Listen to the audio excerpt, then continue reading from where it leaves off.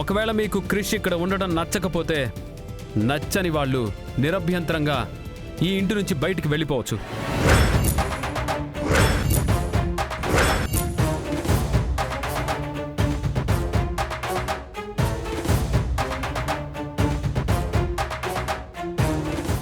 పండు బాబు.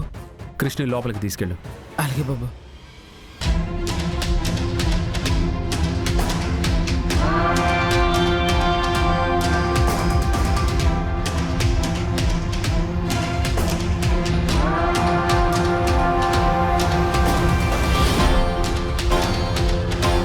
సహస్ర, ఈ పిల్లాడి విషయంలో ఇప్పుడు మనం తొందరపడకూడదు.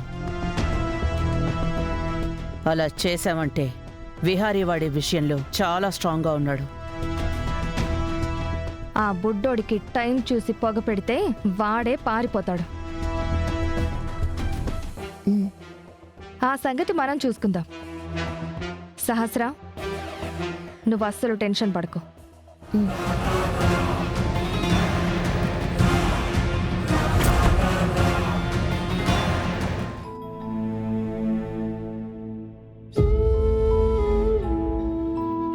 ఇదిగో ఇది నా ముద్ద.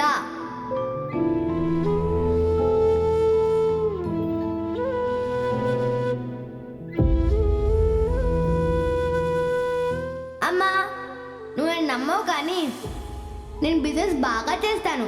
ఇదే కాదు, నువ్వే బిజినెస్ చెయ్యి, నేను నీ పక్కనే ఉంటాను. వాళ్ళకి నువ్వు చెప్పు, మీరు చదివే స్కూల్లోనే ఈ ఇయర్ నుంచి చదువుతాను అని.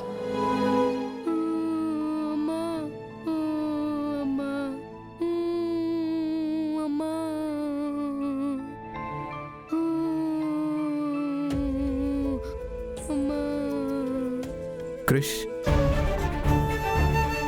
బ్యాట్మ్యాన్,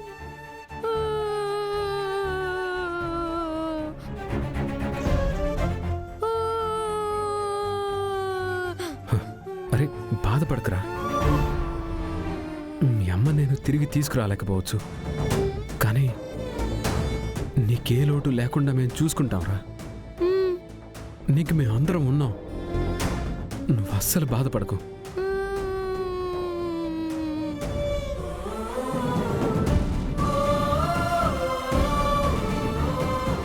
బ్యాట్మ్యాన్, నాకు మా అమ్మాయి గుర్తొస్తుంది. నేను ఇలా కూర్చొనుంటే మా అమ్మాయి పిలుస్తున్నట్టు, మా అమ్మాయి నాతో ఉన్నట్టు అనిపిస్తుంది బ్యాట్మ్యాన్.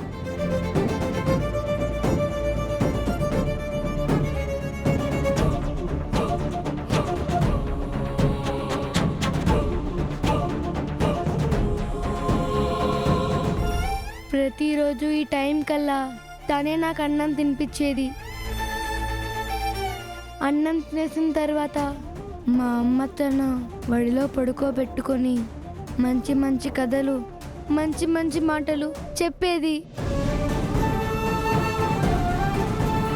అలాంటిది ఇప్పుడు అమ్మే లేదంటే నేను అసలు ఉండలేకపోతున్నాను బ్యాట్మ్యాన్. నాకు అమ్మ కావాలి. అమ్మ లేకుండా నేనే పని చేయలేను బ్యాట్మ్యాన్.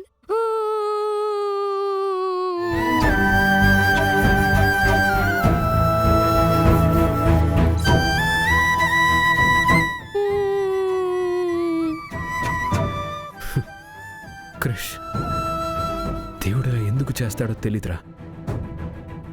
మన జీవితంలో మనకిష్టమైన వాళ్ళందరినీ మనకి దూరం చేస్తుంటాడు.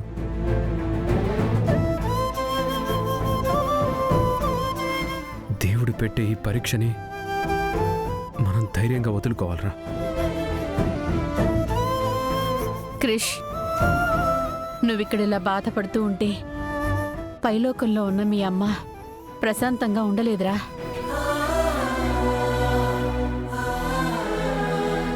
ఇలాంటి పరిస్థితులప్పుడు సూపర్ హీరోస్ చాలా స్ట్రాంగ్గా నిలబడతారు. నువ్వు కూడా సూపర్ హీరోవే కదా. నువ్వు పడుతున్న బాధని దిగమింగుకొని మీ అమ్మ లేదని నిజాన్ని ఒప్పుకొని ధైర్యంగా ఉండాలిరా. ధైర్యంగా ఉండాలి. క్రిష్ మనం అలా సరదా బయటికి వెళ్ళొద్దాం. రా. వెళ్ళు క్రిష్.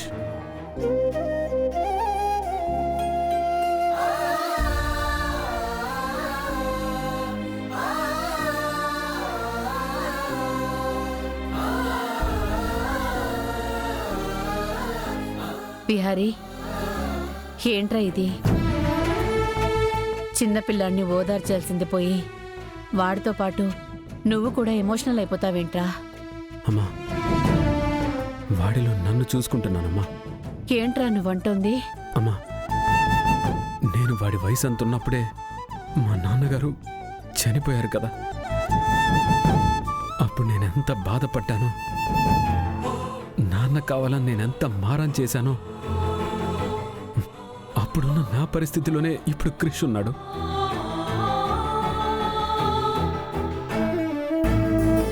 అందుకే వాడి అమ్మ కోసం అలా ఏడుస్తుంటే నాకు ఆ రోజులు గుర్తొచ్చాయమ్మా. అందుకనే నేను కూడా వాడితో పాటు ఎమోషనల్ అయిపోయాను. ఏంటోరా, యాదృచ్ఛికంగా మీ నాన్న యాక్సిడెంట్లో చనిపోయారు. ఇప్పుడు క్రిష్ వాళ్ళ అమ్మ కూడా యాక్సిడెంట్లోనే చనిపోయింది. కానీ నీ వెనక ఒక కుటుంబమే ఉందిరా. కానీ క్రిష్కి మనం తప్ప ఇంకెవరూ లేరు.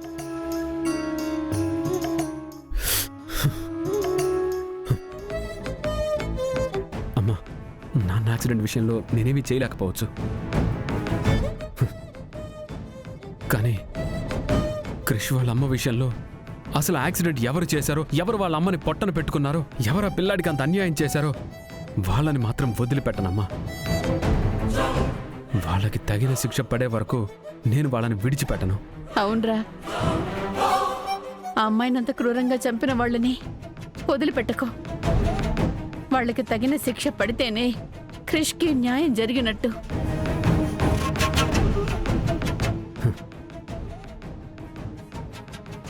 అమ్మా, ఇంకో విషయం. క్రిష్ విషయంలో సహస్ర గాని పద్మాక్షత్తయ్య గాని ఏదో ఒక గొడవలు చేస్తుంటారు. వాడిని నానా మాటలు అంటుంటారు. అప్పుడు నువ్వే కృష్ణ వాళ్ళ నుంచి కాపాడాలమ్మా. అలాగేరా. అసలే ఆ పసి హృదయం అమ్మ లేదని తల్లడిల్లిపోతోంది. ఇలాంటప్పుడు వదిన కాని సహస్ర కాని సూటిపోటి మాటలంటే వాడు తట్టుకోలేడ్రా. వాణ్ణి ఏమనకుండా నేను చూసుకుంటానులే. సరేరా, కృష్ణ పండు దగ్గర నుంచి నేను తీసుకొని వెళ్తాను. సరే అమ్మా.